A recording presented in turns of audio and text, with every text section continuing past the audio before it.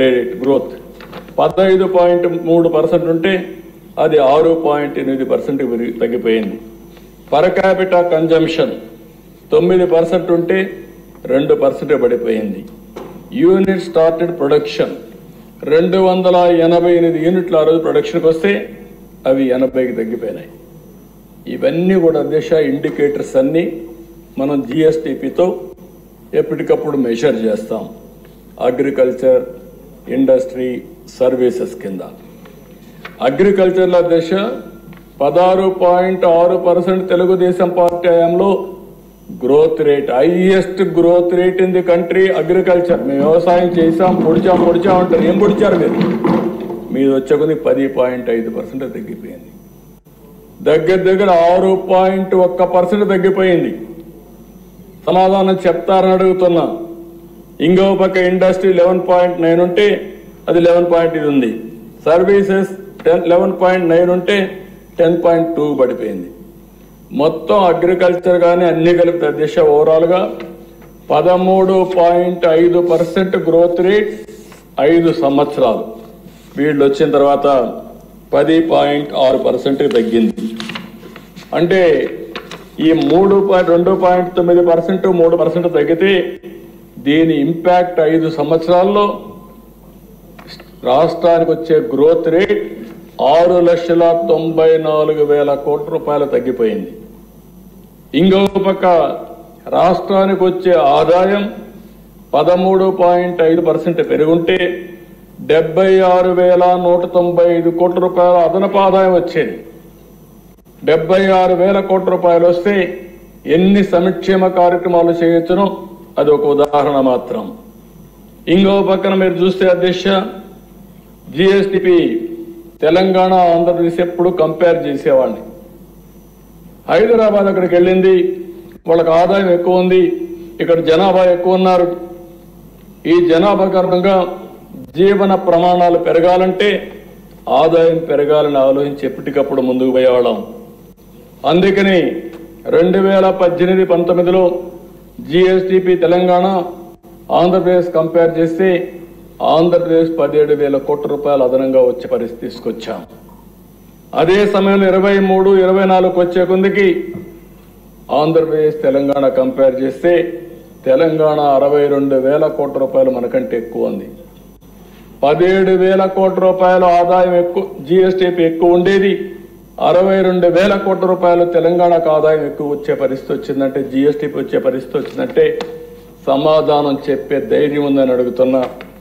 ఇది మీ అసమర్థత కాకపోతే ఏంటి, మీ అరాచకం కాకపోతే ఏంటి, మీ అవినీతి కాకపోతే ఏంటి అని అడుగుతున్నా. ఇంకో పక్కన దిశ పర్ క్యాపిటల్ ఇన్కమ్ తెలంగాణకు ఆంధ్రప్రదేశ్ కంపేర్ చేసుకుంటే 18-19లో తెలంగాణ ఆంధ్రప్రదేశ్ అప్పటికే 55,000 రూపాయలు తక్కువ ఉంది మనకు. అంత మునుపు ఇంకా ఎక్కువ ఉండేది, తగ్గించుకుంటూ వచ్చాం. తెలంగాణ జనాభా తక్కువ, ఆదాయం ఎక్కువ. ఆంధ్రప్రదేశ్ జనాభా ఎక్కువ, ఆదాయం తక్కువ. అందుకనే మనం ఎక్కడికక్కడ చేసుకుంటూ వస్తే 55,000 రూపాయలు వ్యత్యాసం తీసుకొచ్చాం. ఈరోజు దిశ 23-24 1,14,000. 55,000 డబుల్ కంటే ఎక్కువ అయిపోయింది. అంటే వీళ్లే కానీ ఉండుంటే ఇంకే రాష్ట్రం మనం ఊహించిన పరిణామాలకు వెళ్ళిపోయి ఉండేది.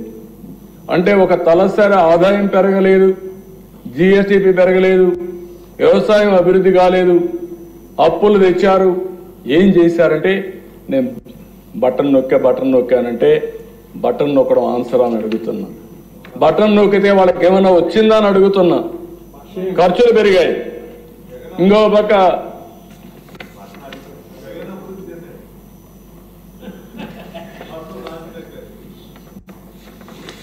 ఇవన్నీ అధ్యక్ష ఏమైనాయి?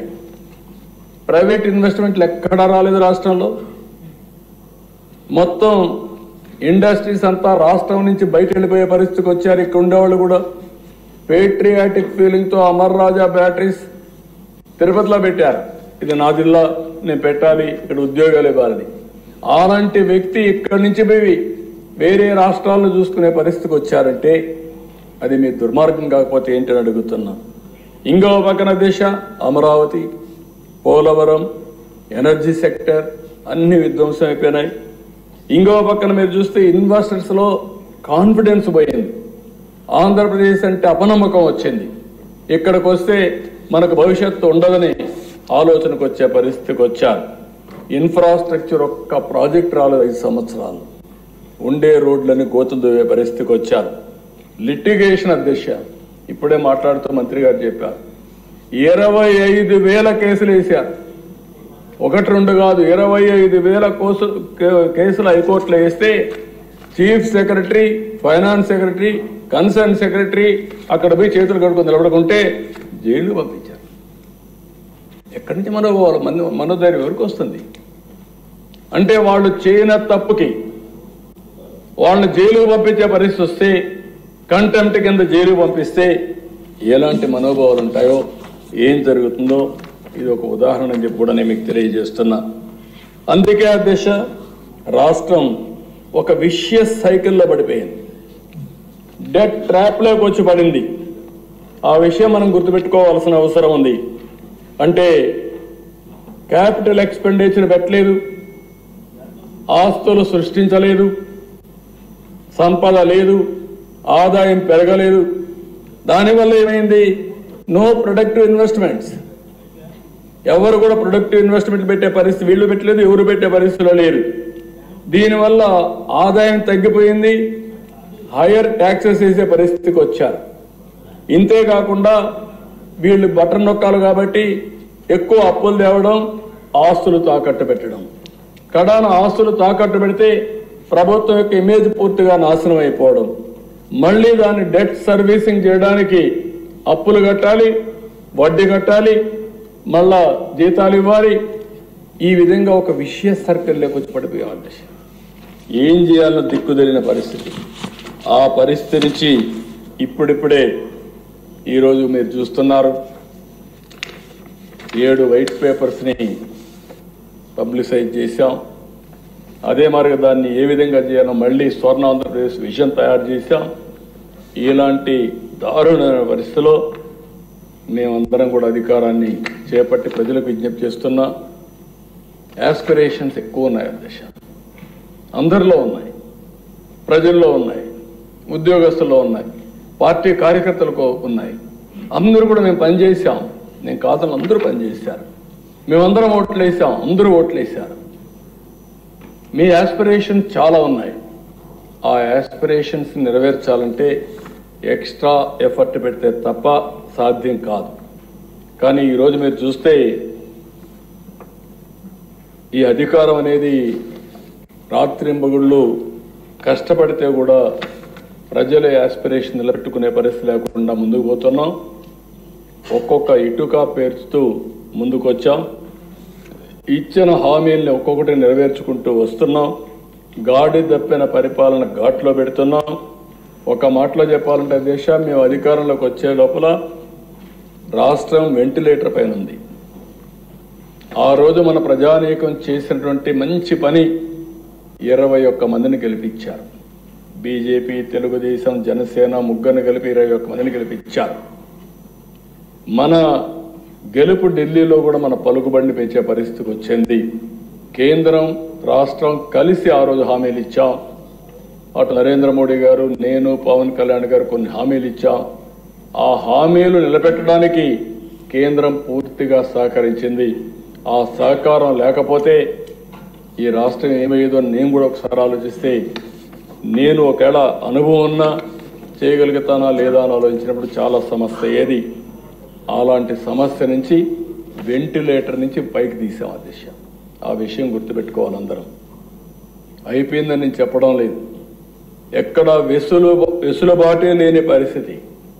అప్పు తేవాలంటే FRBM, ఇంకో పక్కన ఎక్కడైనా ఆస్తులు అమ్మాలంటే ఆస్తులు కూడా లేని పరిస్థితి. ఈ పరిస్థితిలో నుంచి మనం ఘాటున పెట్టే పరిస్థితికి వస్తున్నాం. ఇవన్నీ చేయగలిగామంటే మనకుండే అనుభవం, ఒక సిన్సియర్గా పనిచేయడం, ప్రజలు లేకుంటే ఉద్యోగస్తులు అందరూ సహకరించారు అధ్యక్ష. మరొక్కసారి అందరికీ పేరు పేరున మనస్ఫూర్తిగా ధన్యవాదాలు తెలియజేస్తున్నా, అభినందన తెలియజేస్తున్నా. మీ అందరి సహకారంతో ఈరోజు అడుగడుగు ముందుకేయగలుగుతున్నాం. 150 రోజులు నేను ముందే చెప్పాను. రోజు లెక్క పెట్టుకుంటున్నాం, గంటలు లెక్క పెట్టుకుంటున్నాం, నిమిషాలు లెక్క పెట్టుకుంటున్నాం. 150 రోజులు ఎన్నో పథకాలు, కార్యక్రమాలు, నిర్ణయాలు, పాలసీలు. నేను ఒకే మాట చెప్తున్నాను, నా దగ్గర డబ్బులు లేవు కానీ నూతనమైన ఆలోచనలు ఉన్నాయి. ఒక మంచి ఆలోచన ప్రపంచాన్నే మారుస్తుంది. అలాంటి ఆలోచనలతో ముందుకొద్దాం. మళ్ళీ సంపద సృష్టిద్దాం, పేదరిక నిర్మూలన చేద్దాం, ఉపాధి అవకాశాలు కల్పిస్తాం, ముందుకు పోతున్నాం. ఈరోజు అందుకనే మీరు చూస్తే నిన్ననే 6 బెస్ట్ పాలసీలు తీసుకొచ్చాను. ఏ రాష్ట్రంలో ఇచ్చిన ఇన్సెంటివ్స్ కంటే అదనంగా ఇచ్చాం. అదే సమయంలో ఈ 6 పాలసీల్లో ఒకప్పుడు ఈజ్ ఆఫ్ డూయింగ్ బిజినెస్ అంటే కాదు, స్పీడ్ ఆఫ్ డూయింగ్ బిజినెస్. అవసరమైతే అడ్మినిస్ట్రేషన్ పరిగెత్తిస్తాం, పనులు చేపిస్తాం, చేస్తామని పెట్టాం. దీనివల్ల ఆదాయం వస్తుంది. వచ్చిన ఆదాయంతో వాళ్ళకి సబ్సిడీ ఇన్సెంటివ్స్ ఇస్తాం. దీనివల్ల మనకు వాళ్ళకు ఉద్యోగాలు వస్తాయి, కొంత ఆదాయం మనకు కూడా వస్తుంది. ఆ ఆదాయంతో సంక్షేమ కార్యక్రమాలు చేసే పరిస్థితి వస్తుందని చెప్పి కూడా నేను మీకు తెలియజేస్తున్నా. 5 సంతకాలు పెట్టాను. ఫస్ట్ డే ఒక రెవల్యూషన్ నిర్ణయాలు చేశాం. పేదల సేవలో దిశ 64,50,000 మంది దగ్గర 1వ తారీఖునే పింఛన్లు ఇస్తున్నాం. అదే సమయంలో 1వ తారీఖునే జీతాలు ఇస్తున్నాం. ఇప్పుడు 4 నెలల నుంచి ఎక్కడ కూడా 1వ తారీఖున జీతాలు ఇవ్వలేదని కానీ, పెన్షన్ ఇవ్వలేదని కానీ ఎక్కడ ఒక ఫిర్యాదు లేకుండా చేస్తున్నాం. 4,000, 6,000, 10,000, 15,000 4 స్లాబుల కింద హ్యూమన్ యాంగిల్లో సంవత్సరానికి 33,000 కోట్ల రూపాయలు పింఛన్లు ఇచ్చే ఏకైక రాష్ట్రం భారతదేశంలో ఆంధ్రప్రదేశ్ రాష్ట్రం. ధనిక రాష్ట్రాలు ఉన్నాయి, ఇంత ఇవ్వడం లేదు. మనలో సగం కూడా ఇవ్వడం లేదు. 64 లక్షల కుటుంబాలను ఆదుకునే పరిస్థితికి వచ్చాం. అదే తెలుగు ఎన్డీఏ మానవతా దృక్పథంతో పనిచేస్తున్నాం అని చెప్పి కూడా నేను మీకు తెలియజేస్తున్నా. అన్నా క్యాంటీన్లు కూడా నాశనం చేశాను. అంటే పేదవాడికి మధ్యాహ్నం భోజనం తింటే ఉదయం ఇంటికాడ ఇబ్బందుల్లో ఉండి బయట వచ్చేస్తే కడాన అన్నా క్యాంటీన్ పోతే 5 రూపాయలు బ్రేక్ఫాస్ట్ వస్తే ఇలాంటివి కూడా నాశనం చేసే పరిస్థితి వస్తే ఈరోజు 200కు పైన పెట్టారు. ప్రతి ఒక్క నియోజకవర్గానికి కనీసం ఒక అన్నా క్యాంటీన్ పెట్టే బాధ్యత ఈ ప్రభుత్వం తీసుకుంటాం. పేదవాళ్ళకు అన్నం పెట్టే కార్యక్రమానికి ఎక్కడ కూడా అంతరాయం ఉండదని చెప్పి కూడా నేను మీకు తెలియజేస్తున్నా. ఇంకో పక్కన దిశ కొత్త మద్యం పాలసీ. ఇక్కడ కూడా చాలా స్పష్టంగా చెప్తున్నా, ఇసుక పాలసీ తీసుకొచ్చాం. అందరినీ కూడా విజ్ఞప్తి చేస్తున్నా, మీ నియోజకవర్గాల్లో మీరు ఈ పాలసీల్ని సమర్థవంతంగా అమలయ్యే బాధ్యత శాసనసభ్యులు కూడా తీసుకోవాల్సిన అవసరం ఉంది. వైఎస్ఆర్ కాంగ్రెస్ పార్టీ అయితే దీన్ని కూడా సెపటైజ్ చేయాలని చూస్తారు, ఎన్ని విధాల అడ్డంకులు క్రియేట్ చేయాలని చూస్తారు. కానీ ఇక్కడ మాత్రం నో టాలరెన్స్. ఆ విషయంలో చాలా స్పష్టంగా ఈ ప్రభుత్వం ఉన్నాం. ఇలాంటి విషయాల్లో మాత్రం మనం అందరం కూడా ప్రజల మనోభావాల ప్రకారం పనిచేయాల్సిన అవసరం ఉంది. ఇంకో పక్కన అధ్యక్ష లా అండ్ ఆర్డర్, 0 టాలరెన్స్. దాంట్లో నేనేమాత్రం రాజీ లేదు. ఎవరైనా సరే ఈ రాష్ట్రంలో లా అండ్ ఆర్డర్ సమస్యలు క్రియేట్ చేయాలంటే రాజకీయ ముసుగులో నేరస్తులు వచ్చి నేరాలు ఘోరాలు చేయాలంటే ముందు రాజకీయ ముసుగు తీస్తాం, నేరస్తులను నేరస్తులుగానే ట్రీట్ చేస్తాం తప్ప వాళ్ళు పెద్ద మనుషులుగా కాదని చెప్పి కూడా నేను మీకు తెలియజేస్తున్నాను. ప్రజలకు సెక్యూరిటీ ఇవ్వాల్సిన బాధ్యత మాది. లా అండ్ ఆర్డర్ మెయింటైన్ చేస్తాం, ఆడబిడ్డల శీలాన్ని కాపాడుతాం, ఆస్తుల్ని కాపాడుతాం, భద్రతకు భరోసా ఇస్తాం. అక్కడ ఏమాత్రం రాజీ లేదని మరొకసారి తెలియజేస్తున్నా. ఈరోజు వీళ్ళు ఇక్కడికి రాకపోవచ్చు, నేను చెప్పాల్సింది రాష్ట్ర ప్రజలకు చెప్పాల్సిన బాధ్యత మనకు ఉందని చెప్పి కూడా నేను మీకు తెలియజేస్తున్నా. ఇంకో పక్కన ఈరోజు దిశ జాబ్ ఫస్ట్, దీనికి అత్యుత్తమైన పాలసీలు తీసుకొచ్చాం. రేపు టూరిజం కూడా తీసుకొస్తాం.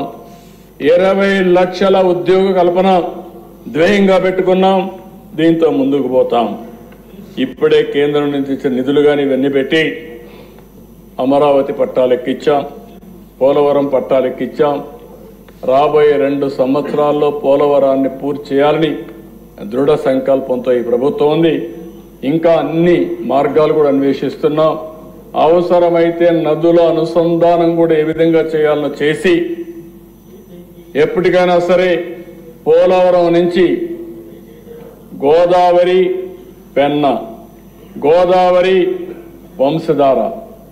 వంశధార టు పెన్నాగా నదుల అనుసంధానం జరిగితే ఈ రాష్ట్రానికి కరువు అనే మాట రాదు. ప్రతి ఒక్క ఎకరాకు నీళ్లిచ్చే ఇది వస్తుంది. దక్షిణ భారతదేశంలో ఈ నదుల అనుసంధానం జరిగితే ఇదే మొదటి రాష్ట్రం అవుతుంది. దానికి దృఢ సంకల్పంతో ఉన్నాం, గట్టి సంకల్పంతో పనిచేస్తున్నాం. అది కూడా వర్కౌట్ చేస్తున్నాం అని చెప్పి కూడా నేను మీకు తెలియజేస్తున్నా. ఇంకో పక్కన దిశ ఏదైతే సూపర్ 6లో దీపం 2 ఇచ్చాం. దీన్ని కూడా రాబోయే 4 నెలలు ఎవరైతే గ్యాస్ కావాలో తీసుకునే వెసులుబాటు ఇచ్చాం. దాన్ని కూడా మేము ఆలోచిస్తున్నాం, కేంద్రంతో మాట్లాడుతున్నాం. ఒకవేళ వాళ్ళు డబ్బులు కూడా కట్టే పరిస్థితి లేకుండా ఇప్పుడైతే 48 అవర్స్లో వాళ్ళ అకౌంట్కి డబ్బులు పోతుంది. అట్లా కాకుండా వీలైనంత వరకు నేరుగానే ఇచ్చే ఏర్పాటు చేసుకుంటే మనమే ఆ డబ్బులు వాళ్ళకి ఇచ్చే అవకాశం వస్తుంది. దాన్ని కూడా వర్కౌట్ చేస్తున్నాం అని చెప్పి కూడా నేను మీకు తెలియజేస్తున్నా. గ్రామాల్లో పనులు, రోడ్లు మరమ్మతులు పెద్ద ఎత్తున చేపట్టాం. 150 రోజుల్లో లక్షల కోట్ల రూపాయలకు పెట్టుబడులకు మళ్లీ శ్రీకారం చుడుతున్నాం. నేనేదో ఈరోజు అన్ని చేసామని చెప్పడం లేదు. ప్రజలకు కూడా విజ్ఞప్తి చేస్తున్నా. కొద్ది కొద్దిగా నమ్మకాన్ని కల్పిస్తున్నాం. నమ్మకంతో ఒక్కొక్కరే వస్తున్నారు. కానీ ప్రజల్లో కూడా ఒక అనుమానం ఉంది. రాబోయే రోజుల్లో మళ్ళా ఇలాంటి దుర్మార్గమైన పరిపాలన వస్తే మేము ఏమవుతామంటే అలాంటి అవకాశం ఇంకా రాదు. మా రాష్ట్ర ప్రజలకు విజ్ఞత ఉంది. వాళ్ళ భవిష్యత్తు కోసం మేము అన్నీ చేస్తున్నాం. కాబట్టి ధైర్యంగా వచ్చి పెట్టుబడులు పెట్టండి. ఆ పెట్టుబడులకు భరోసా మాదని చాలా స్పష్టంగా హామీ ఇస్తున్నాం. దానివల్ల ఫలితాలు, మెరుగైన ఫలితాలు వచ్చే పరిస్థితి వస్తామని చెప్పి కూడా నేను మీకు తెలియజేస్తున్నాను. ఇంకో పక్కన దిశ చెత్త పన్ను మీద వేసిన ట్యాక్స్ రద్దు చేశాం. 85 లక్షల మెట్రిక్ టన్నులు చెత్త ఉంది టౌన్స్ లో. నిన్న కూడా ఎవరో తీసుకొచ్చి చూపించారు, ఫోటోలు ఆంజనేయులు చూపించాడు. చెత్త అంతా ఎక్కడెక్కడ ఉందని ఎమ్మెల్యేలు చెప్తున్నా. అప్పుడప్పుడు పోయి చూడండి. ఆ చెత్త క్లీన్ చేయించే కార్యక్రమాన్ని కూడా శ్రీకారం చుట్టండి. మేము ఎమ్మెల్యేలు మాకేం పని అంటే చెత్త వేసిపోయారు. ఆ చెత్తను కూడా శుభ్రం చేసే బాధ్యత మీ మీద ఉంది. ఫస్ట్ ఆ చెత్త అంతా క్లీన్ చేయండి. చేసి అదేమ్మా ఎక్కడ వేయాలని నారాయణ గారు చూపిస్తారు ప్లేసు. చూపించినాక అక్కడ వేయండి. మీరు దానికి దోహదం చేయండి. అదే మరి ఇంకొక పక్కన ఈ జనవరి లోపల, సంక్రాంతి లోపల ఎక్కడ గుంతలన్నీ పూడ్చే బాధ్యత, వాళ్ళు గుంతలు తొగిపోతే ఆ గుంతలన్నీ పూడ్చే బాధ్యత మేము తీసుకున్నాం. ఈరోజు 1-2 కాదు, ఒక్కొక్క కిలోమీటర్ చూస్తే ఎన్ని గుంతలు ఏంటో అర్థం కాని పరిస్థితి. మొత్తం ఒకటే చెప్పాం. 850 కోట్ల రూపాయలు ఖర్చు పెడుతున్నాం. రాష్ట్రంలో అన్ని గుంతలు పూడ్చాల్సిన బాధ్యత ఉంది. ఇంకో పక్క నేషనల్ హైవేస్ అయితే 55,000 కోట్ల రూపాయలు రాబోయే 2.5 సంవత్సరాల్లో ఖర్చు పెట్టబోతున్నారు. 72,000 కోట్ల రూపాయలు రైల్వేస్ లో రాబోయే 3-4-5 సంవత్సరాల్లో ఖర్చు పెట్టేదానికి శ్రీకారం చుట్టాం. ఇంకో పక్కన దేశ మత్స్యకారుల ఉపాధిని దెబ్బతీసే 217 జీవో రద్దు చేశాం. స్వర్ణకారుల కార్పొరేషన్ ఏర్పాటు చేశాం.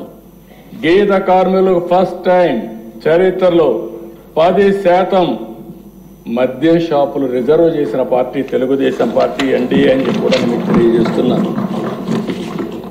అర్చకుల జీతాలు 10,000 నుంచి 15,000కు పెంచాం. దేవాలయాల్లో నాయీ బ్రాహ్మణుల వేతనాలు 15,000 నుంచి 25,000కు పెంచాం. ధూప దీప నైవేద్యం కింద ఆలయాలకు ఆర్థిక సాయం 5,000 నుంచి 10,000కు పెంచాం. వేద విద్య చదివినటువంటి నిరుద్యోగ నేతకి 3,000 రూపాయలు నిరుద్యోగ వృత్తి ఇస్తున్నాం. చేనేతలకు జీఎస్టీ ఎత్తేసాం. గృహ నిర్మాణానికి అదనంగా 50,000 రూపాయలు సహాయం చేశాం. రైతులకు గత ప్రభుత్వం బకాయి పెట్టిన 1,674 కోట్ల రూపాయలు విడుదల చేశాం. 4,500 కోట్లతో గ్రామాల్లో మళ్లీ వెలుగులు తేవడానికి 30,000 పనులకు శ్రీకారం చుట్టాం. మళ్లీ రైతులకు సబ్సిడీతో డ్రిప్ పరికరాలు ఇస్తున్నాం. పాడి రైతులకు 90% రాయితీతో షెడ్లు కట్టిస్తున్నాం. రాజధాని కౌలు రైతులకి 400 కోట్ల రూపాయల బకాయిలు చెల్లిస్తున్నాం. పోలీస్ శాఖని 100 కోట్ల రూపాయలు అదనంగా డబ్బులు ఇచ్చి వాళ్ళందరినీ కూడా స్ట్రీమ్లైన్ చేస్తున్నాం. కొప్పర్తి, ఓర్వకల్, కృష్ణపట్నం, నక్కపల్లి 4 ఇండస్ట్రియల్ కారిడార్స్ వస్తున్నాయి. దీనికి దగ్గర ఒక 10,000 కోట్ల రూపాయలు ఖర్చు పెడుతున్నాం. కర్నూలులో డ్రోన్ సిటీ ఏర్పాటు చేస్తున్నాం. 300 ఎకరాల భూమి ఇచ్చాం. విశాఖ రైల్వే జోన్ భూమి ఇవ్వకుండా కేంద్రం అనేక పర్యాలు చెప్పిన లెక్క చేయకుండా ఉంటే